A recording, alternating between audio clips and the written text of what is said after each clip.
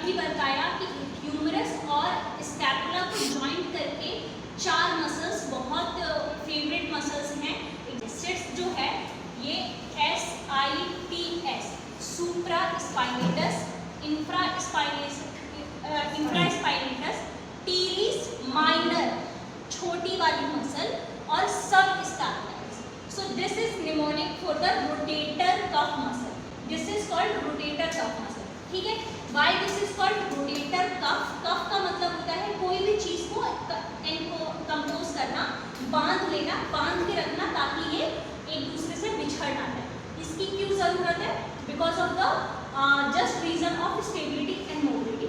मैंने बताया कि जो आपका सॉकेट है ह्यूमरस को टाई करने के लिए, जो शैलो कवरिंग थी वो बिल्कुल शैलो और इस तरीके की है। वो एक डीप स्ट्रक्चर नहीं है कि वो आपके ह्यूमरस के हेड को बांध के रखेगा। अगर वो नहीं बांधेगा तो उसको बांधने का काम कौन कर रहा है? मसल्स।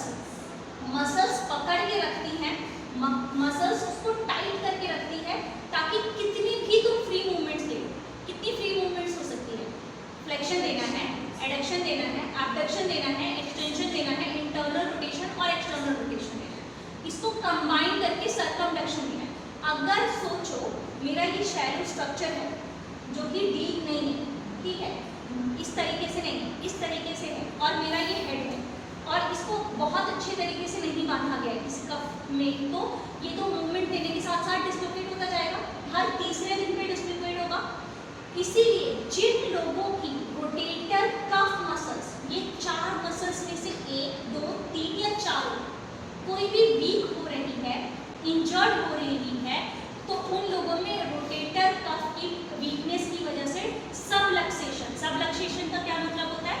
मान लो ये एक स्ट्रक्चर है और ये स्ट्रक्चर है, एक दूसरे के साथ जुड़े हो, ये हल्का सा अगर इसके साथ खिसक जाए, फॉर एग्जाम्पल ये एक जॉइंट है, ये हल्का सा इधर की तरफ खिसक जाए तो ये ऐसे हो जाएगा, ये वाला एरिया थोड़ा वेकेंट रह जाएगा। This is called subluxation. Okay, if I am drawing humerus and ये स्कैपुला, ग्लेनॉइड कैविटी, ऐसे आएगा ना, यही है ना, ये ग्लेनॉइड कैविटी है जो कि शैलो स्ट्रक्चर है, हॉलो नहीं है पूरा का पूरा, और ये आपका ह्यूमरस है। अगर इसको सबलक्सेशन करना है, सबलक्सेशन का मैंने बोला हिंदी मतलब खिसकना है। खिसकने के लिए एंटीरियरली खिसक सकता है, पोस्टीरियरली जा सकता है, इंफीरियर जा सकता है और सुपीरियर जा सकता है। ठीक है, तो अगर ये इस तरीके से थोड़ा सा खिसका, इस तरीके से खिसका, इधर खिसका और इधर खिसका, तो इसको सबलक्सेशन बोलते हैं।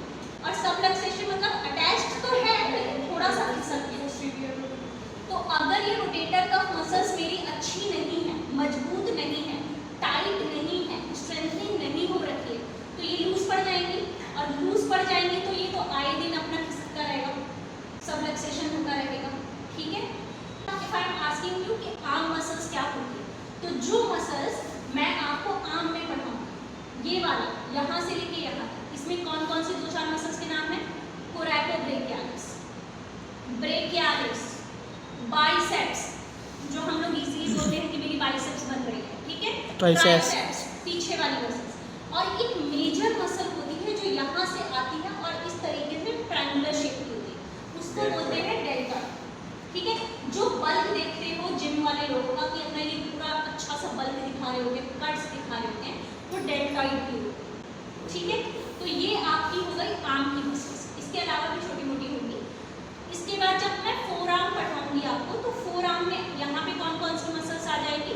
जितनी भी आपकी रेडियस और अल्ना से अटैच है, एक्सटेंसर्स की मसल्स। ओके, सो इनको मैं 2 भागों में डिवाइड करूंगी। फ्लेक्सर्स मसल्स जो फ्लेक्शन ऑफ द एल्बो कराने में हेल्प करेगी, और एक्सटेंसर्स मसल्स जो एक्सटेंशन कराने में हेल्प करेगी। तो जो कि 4-5 मसल्स हैं यहाँ पे होंगे, उनका कॉमन ऑरिजिन होगा, कॉमन इंसर्शन होगा, वो फ्लेक्सर्स कहलाते हैं। और जो पीछे की तरफ रहेंगे पोस्टीरियर ऑफ द फोरआर्म पे, कॉमन ऑरिजिन और कॉमन इंसर्शन के साथ, उसको हम एक्सटेंसर्स मसल्स। इसके बाद आपकी रेस्ट मसल्स आ जाती हैं। इसी तरीके से पीछे की जब मसल्स को आप पढ़ोगे तो ये आपकी बैक मसल्स कहलाएंगे। Upper back, lower back. Upper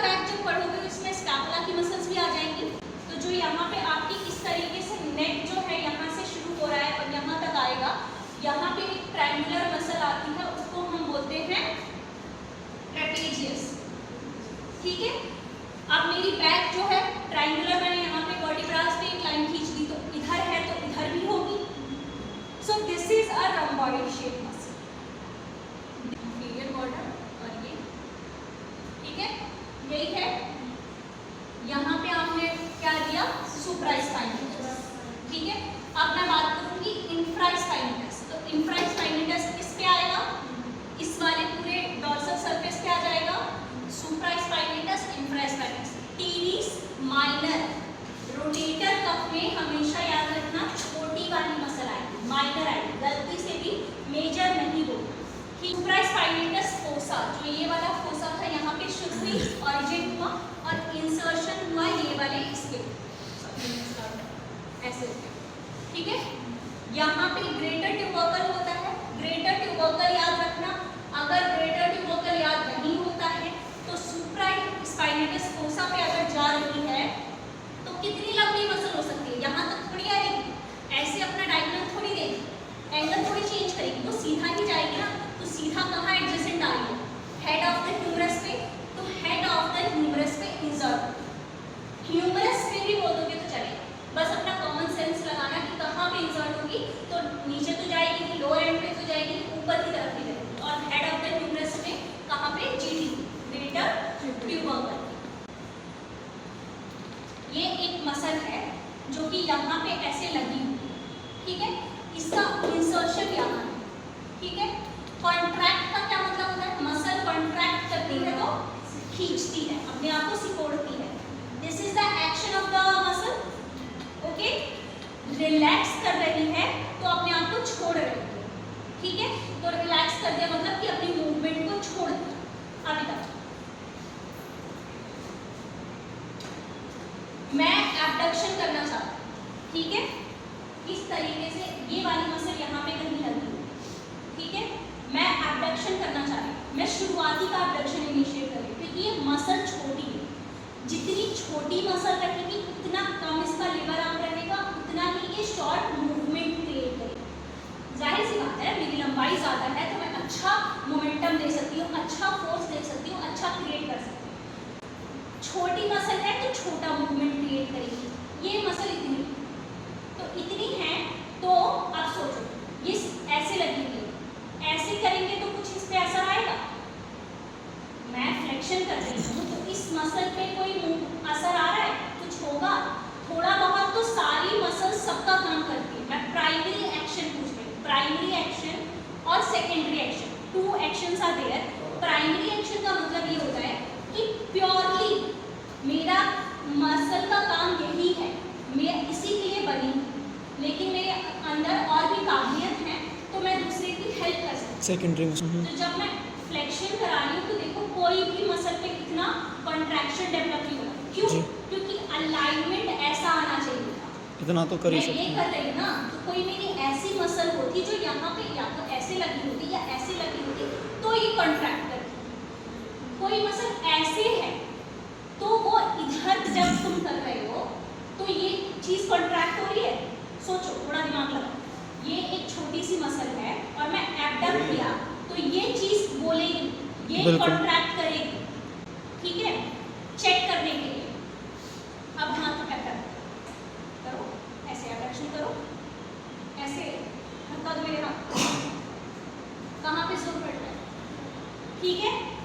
When you resist the movement, तुम मसल्स को कह रहे हो कि मैं काम नहीं करने देगा और वो अपना ज़्यादा जोर लगा रही है तो वो ज़्यादा एक्टिवेट होगी। इसमें क्यों नहीं पता चल रहा है, काम तो करेगी लेकिन वो उसका डेली रूटीन का काम है, उसके लिए ईजी है, प्रेशर भी नहीं है, उसको पता नहीं चल रहा है, वो ऐसे छोटी मसल है, ठीक है।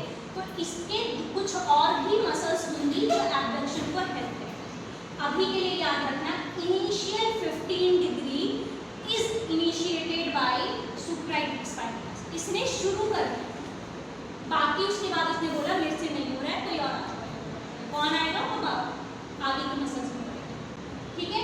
तो ये आपका, इसीलिए हमें ऑरिजिन और इंसर्शन की जरूरत है। ऑरिजिन से मुझे ये पता चलेगा कि कहाँ से शुरू हो रही है, इंसर्शन से मुझे पता चला खत्म कहाँ हो रही है।